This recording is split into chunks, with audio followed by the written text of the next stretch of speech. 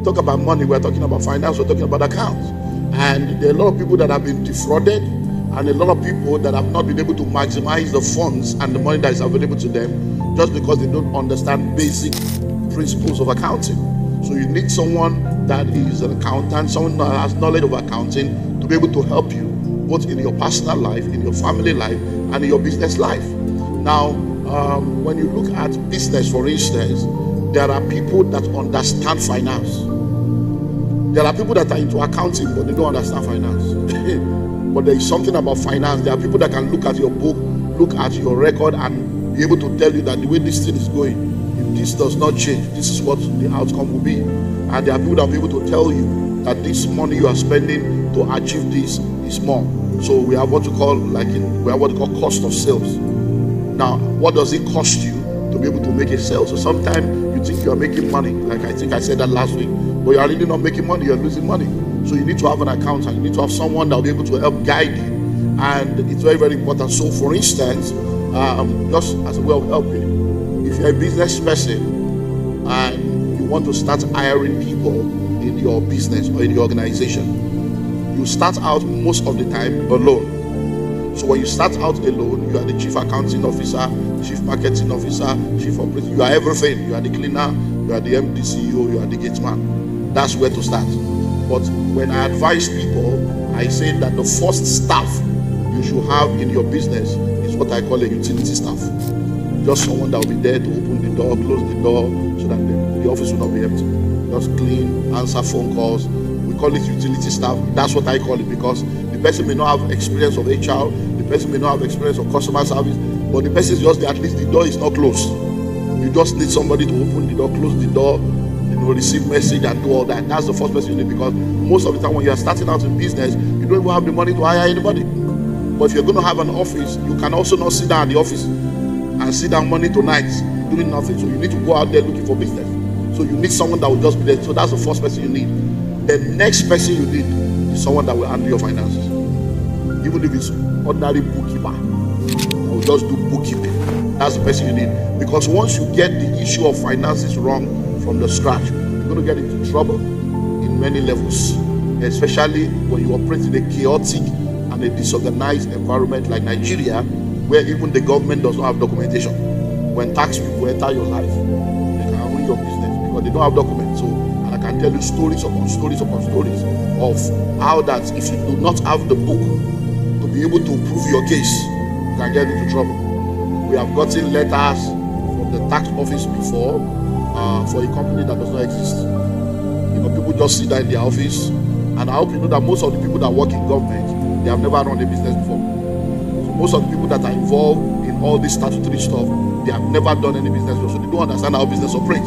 So as far as they are concerned, turnover is income. So once they hear that you did 10 million, say that means the whole 10 million is your money, you should come and pay taxes. They don't understand. So they just sit down in the office, they send a letter, and they can tell you they want to come and do audits for a company that doesn't show. I remember we registered the company and they sent a letter one time that they want to come and do an audit of the company. I think they said they want to do 3 years audit, and the company was 6 months old. From CAC, everything 6 months old company. They want to come and so it means that they don't even know what they're talking about. Maybe they just sit down, maybe they just see an ad, because once you do adverts, it's trouble. They just see adverts, they say, that must be a big, they just send letter. It's like they are just fishing for what. So if you don't have your book, that will be trouble. So you need to have your books in order. So just to put that there. Number 3, you need an auditor and tax consultant. When you register a company with the CAC, you need to do what is called an annual return, which means that every year you need to audit your account and let the government know what you are doing as a business person. Now, what will help you to be able to achieve that is getting the services of an auditor. And then as a company and as an individual, there are different tax implications for everything that you do. And it's very, very important for you to have tax consultants, people that will advise you on how to be able to handle both your personal tax and then your company income tax and all the other tax aspects of your life. If you do not have these people, you're going to make a lot of mistakes. So for instance, as an individual, you can pay your taxes through what is called pay as you earn, or you can pay your taxes through what is called a personal assessment, depending on who you are and what you do. And then there are people that will be able to advise you on how to go about that. Same thing for your business. Every company that has staff, your staff are supposed to pay taxes. So there's supposed to be a deduction that will remit to the government so that they can have their tax ID and everything taken care of. So you need someone that will be able to let you know that, because many times I see a lot of people that don't understand this, and then they say, okay, I want to open an account. They say I should go and register for tax. I don't understand. You register for tax doesn't mean you are paying. You don't pay tax for what you have not paid. You understand? So you need to do things legally. And then they'll tell you, say, hey, they say I should go and register with EFCC. They say, well, school. I say, relax. There's no problem. Hey, go and register. There's nothing. You have not done anything wrong. Why? Because a lot of people don't have people to guide them. So very, very important. Number 4, you need a marketing consultant. You need someone that understands marketing and understands how you can increase your market share and help you to be able to do better. Because there are people that have deep understanding and insight into sales and marketing, and they can help you to increase your bottom line. They can help train your staff. They can help you develop the marketing plan. They can help you execute the marketing. They can even help you in marketing and be your marketing partner while you do the production or whatever aspect you need to do. Number 5, you need a publicity and brand consultant. You need someone that understands branding, that understands publicity, because in the world that we live in today, perception is as powerful as reality. So you need to make sure that you manage your brand image, you manage the brand perception, and in business, there's what we call the top of the mind awareness. So that when people are thinking of patronizing someone in your industry or in your sector, you'll be one of those that they will think about. And that's why you need to keep publicity. Don't think that people know you and people, no, everybody does not know you. There are people that don't know you. So you keep publicizing, you keep doing what you can do to put yourself out there so that you can be in the face of people. And when you know that there are things you sell that people in your family and in your network need, but they are buying from somebody else. Even though you told them before that you do it, they have forgotten because you are not the breaking news. You are not top in their mind. They will have started to say, you say, I forgot, and I just bought 3 cartons, so don't worry, next time. Next time again, they will still forget again. It's not devil. Hello, it's not devil. Just keep yourself in the mind of people. As a pastor, I'm not just a pastor, I'm a businessman, but I'm also a public speaker. And you can just assume that everybody knows that you are there, they will invite you to come and speak. No. You need to put yourself out there so that people will continue to so that when they are thinking of programs, that man. And then for me, one of the things I do is that everybody in my network, those who matter, every month I'm in touch with them. Hey, how are you guys doing? Just checking on you.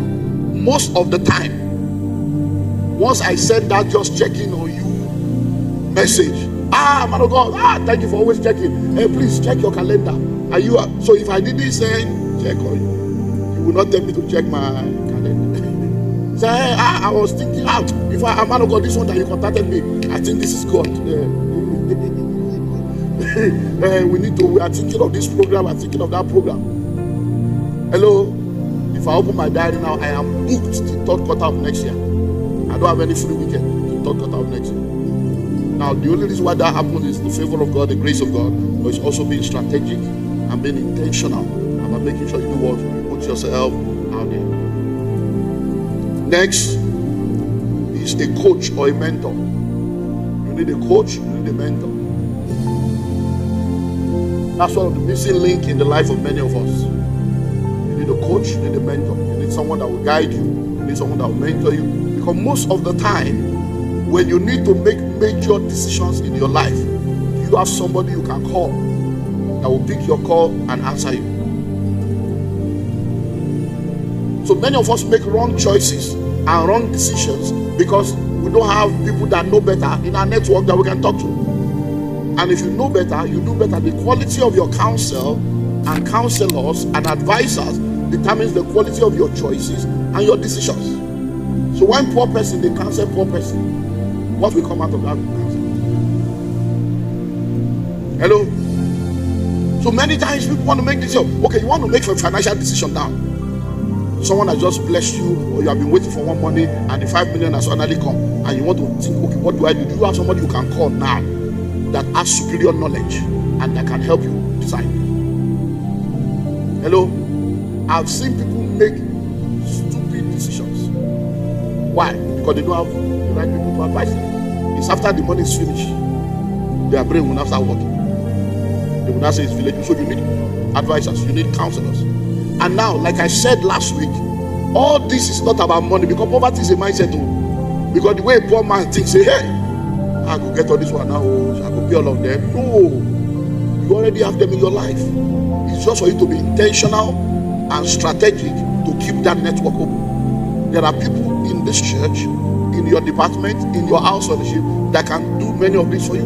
But many times you come to church, you sit down, the person on your left and on your right, you don't even have the courtesy and the courage to even say, hello, good morning, my name is John, can I meet you? It's just, do you know who you sit down with every Sunday?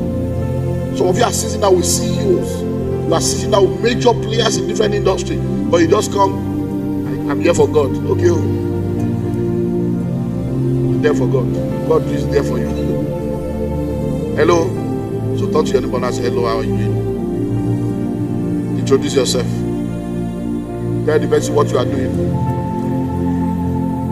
Let them do. Let's start now. Practice it now. That's the way you practice. Start now. So what are they doing? Find out what do they do for a living, because connection can take place now. Maybe the lawyer is sitting next to you. Maybe your mentor is by your side now.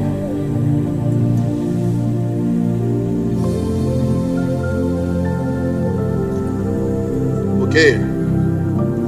That's what you should do every Sunday. Hello? Greet the cross. You do what? Greet the cross.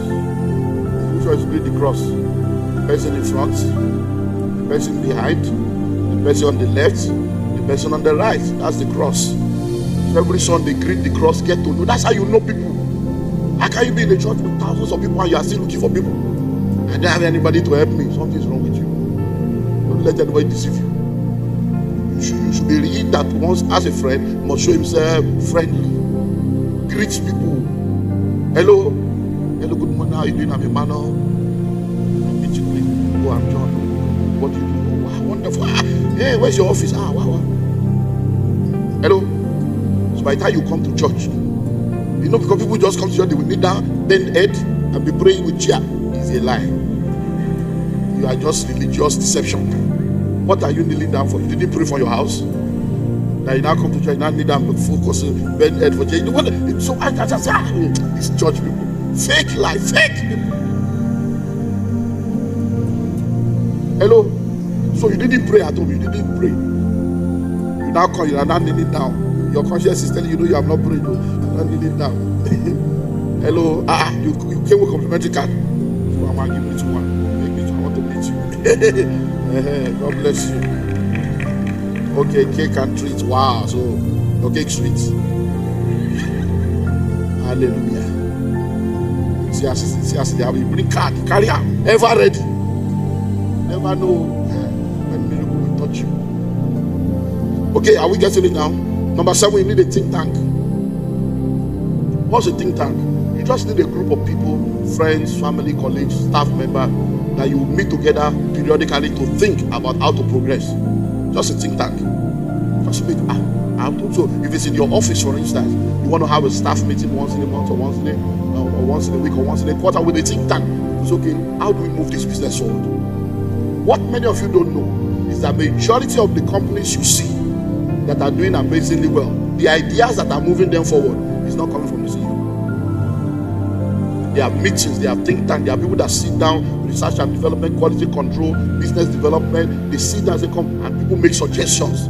And most of those suggestions are the suggestions that the company will now take on board, and then boom, it moves the company forward. So you need to have a think tank. That business you are doing, sit down, talk to people that are in the same industry. Talk to people and say, I'm thinking of this. Have people that you will think together. Because when you people meet, I don't know, you are gossiping, who broke who's messing hard, who did bomb. That's what you are going to check with your life. You are going to the Instagram to watch other people move forward. There is no way you can be watching people on Instagram and you will be on Instagram. Because you are busy watching other people. So how will you make a difference that will put you there? Number 8, you need a health and nutrition consultant. Because health is wealth. So So you need people that will be able to guide you and counsel you on what to eat, what not to eat, especially as you continue to progress in life. Once you eat 40, you eat 50, you eat 60, there are some things that cannot happen again. Hello? So you need to make adjustments. Number 9, you need a security specialist. You need a security consultant, somebody that is into security that can help you. You don't want to have a business, no CCTV, no security system in place, and then one day you come, they have boggled all your business and everything, 12 million is gone. You now say village people. You don't want to have a business, no insurance, and then when the whole place is burnt, you're now praying, oh God, restore, oh God, restore. You don't want to have a business, you don't have fire extinguisher, you don't have people to come and say, you need to have fire this, fire that. They know just people that can guide you, even in your personal life. All these things are very, very important. One of my mentees bought a car, an SUV years ago, and when she shared about the experience, I said, wonderful. So do you have insurance? I said, it's not bad. I said, you cannot. I said, but if you gather away, I gather money to buy. I don't have money for. I said, you cannot be driving with cheap, and you can't do comprehensive. And then trouble came. The car was burnt down. Number 10, you need a spiritual consultant, or what we call a spiritual father or a pastor over your life. So when I say spiritual consultant, I don't mean Babalawo. I know you people. Am I not your pastor? Yeah, I've been around. I know many of you are still consulting things. That's why your life is not moving forward. You are in church here now. By Tuesday night, you don't go on. By Friday, they don't give you a incision for body. You come to church again. You are just trying everything because village people are inside you. The altar is inside you. I know. So when I say spiritual consultant, I'm talking of a pastor over your life, a spiritual covering. Not that you have one, because now what you are doing, you are fortification prophet. See, there's one prophet in Okoko. There's one prophet in the last. You are just wasting your life away, looking for somebody to tell you what is not lost. So that's not what I'm talking about. The comment of you as a consultant. Tell your neighbor, say, Pastor, no. So the list is not exhaustive, but we have a lot of other things that now all these people, you don't, like I said, you don't need to have them on retainership or pay. No, start out just relating with them. You understand? Start out just relating with them. Most of the people that I have in my life today have been with me for years, some 20, some 30, and it was when I was starting out. I said, come, I'm starting this business, so let's start together. You will be my lawyer, you will be my accountant. I need counsel, but when money comes, all of us will enjoy. That's the way it works. You understand? So my lawyer has been my lawyer, and I called him and said, guy, you need to be our company lawyer, but not company secretary. We know the pay. There's no money, but we are all starting together. But when Pepe rests, all of us will enjoy together. And then when money began to come, we gave him 1 acre of land. After he collected money, afterwards, and then when trouble came, all of us, they go EFCC together, they go police together.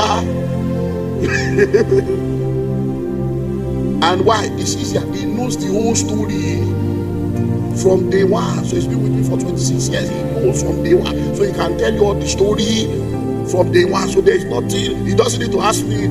I say, I know all of us do my way. We still money. If I thief, you thief. Finally, number 8, learn how to print your own money. Learn how to print your own money. And that's the final rule that many people need to learn. Learn how to print your own money. So the first thing will be print my money.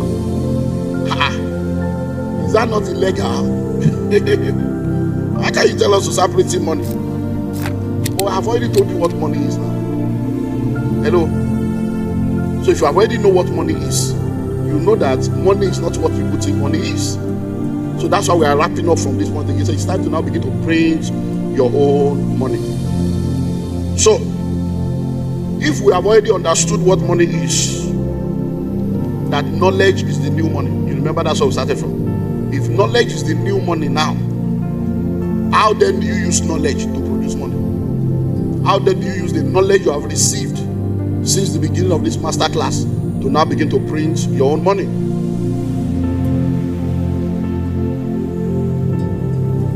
So number 1, We looked at 10 places where money hides. You remember? So in printing your money, number one, you use that knowledge of where money is hiding to release money to yourself. So number one, money hides where? In problems. So you look at problems, say, this problem, if I solve this one, now money will come. So you use that knowledge to produce money. Money hides in people. When you see people, all these people, what can I offer them to get money? Do you understand? So you use that knowledge to pull out money from the places where money is hiding. You also use that knowledge to create multiple streams of income, which we have also looked at. And then you use knowledge to produce your own products and services. You use knowledge to do what? To produce your own products and services. So I have books, I have audio programs, they are my own. So in order for you to get it, you have to come to me or buy from me, because I'm the owner, I'm the producer. So just use that knowledge and begin to, I don't know if I said this last week, but how many of you drink water? So why don't you produce your own water? It's just substitute your own money. Many of you go to the toilet, you use tissue paper, produce your own. So there are many things you can begin to produce that will now become your own intellectual property, and it will be yours for life. So you need to begin to think of products and services. So for instance, you don't necessarily have to be a public speaker to produce information products. So you can have your own information products that you produce, the knowledge you have, the experience you have, the skill you have, and you begin to use it to produce. Like I've said over and over again, there's at least one book in every individual. One book. When I was writing the latest book, How to Create Wealth as a Career Person, when the idea came that I needed to get a lot of people to be a part of it, so that they can also share their story. Number one, there was time limit. Number two, I began to just, if I say everybody that have ever gone through the process should bring their own story too. That means we're going to have, if not thousands, hundreds of people. That will be an encyclopedia on its own. So I had to just limit it to people within the country and within my immediate network. One of the people that I think, if you read the School of Money book, you see the story of this guy in Chicago. He's moved now to Canada, and but he used to be in Chicago, and he was one of those that attended my seminar years ago, and he began to ask questions, because when you travel to the Western world, you realize that one of the major challenges is that people are locked up in the rat race. They are locked up in this salary. I want to pay bills, and many of them do 2, 3, 4 jobs. But every time I travel, I try to help them to understand that that's not the way to excel in a foreign land. When you go into a new country, the first thing you need to do is to understand the environment you are in, so that you will know how to play the game of money in that environment. The Western world is a capitalist environment, and according to the gospel of capitalism, capitalism is structured to benefit entrepreneurs and investors. That's what capitalism is, to benefit entrepreneurs and investors. Capitalism is not built to help salary earners. Salary earners are actually the tool of capitalism. So the problem is that many people relocate to go and get a job. So when Asians and Jews go into the Western world, they go to start a business. When Africans go to the Western world, they go to look for a job. I was in Canada on tour last month, and we had some Asians and Jews in the meeting that I did in Toronto. And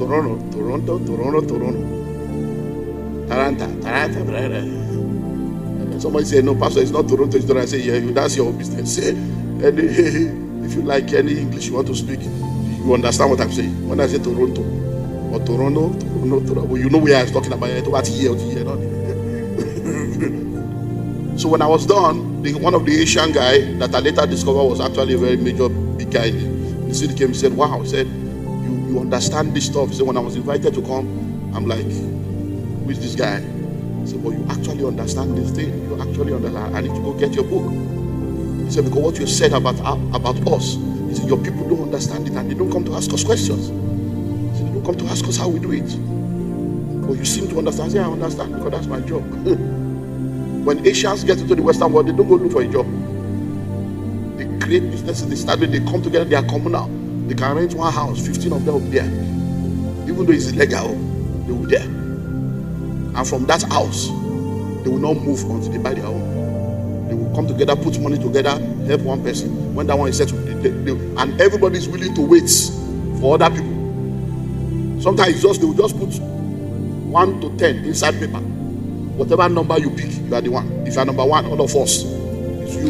Until we settle you, move to the next one. But if you try it with Nigeria,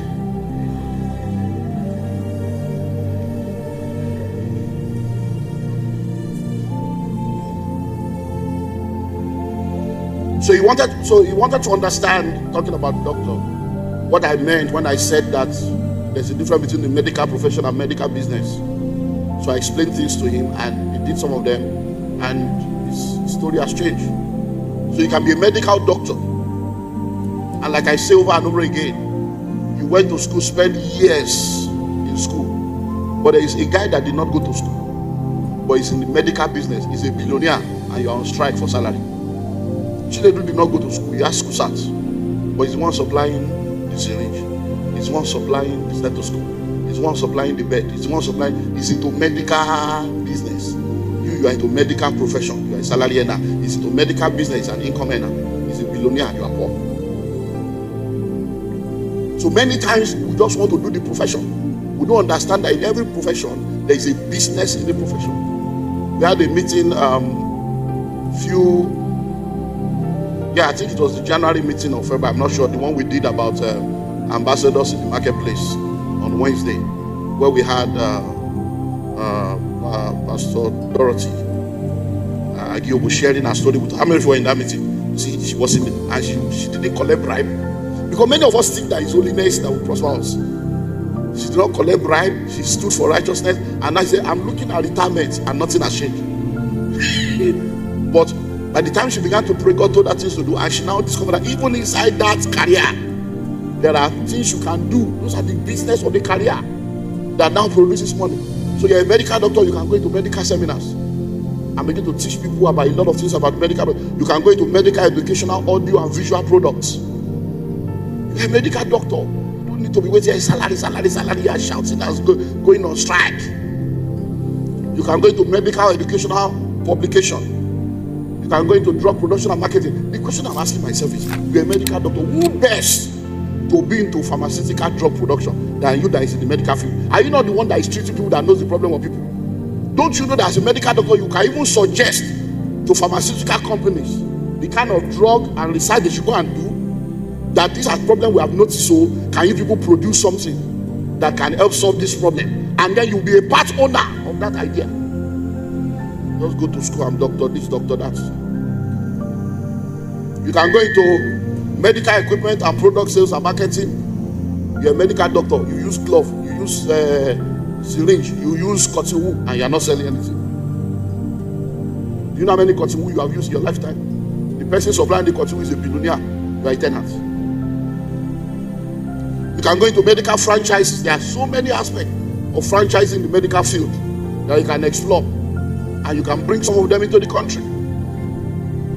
Even if it's ordinary high blood pressure machine, and there are different ones that you can just be the major supplier or distributor, you'll be amazed at how much money you make and waiting for salary, going on strike. And then you can go into private practice, which is the only one that many medical doctors know. But I hope you know that private practice is still bondage. Hope you know. Because private practice, you have to be physically there to work. You can't retire at 70, you're still there. You come again, you're coming to shoot injection. So you are actually creating problem for yourself. So there's nothing wrong in medical practice, but that's not the ultimate, because that's what many of you doctors think is ultimate. To go into medical private practice, the only way it can be a blessing is create a system and structure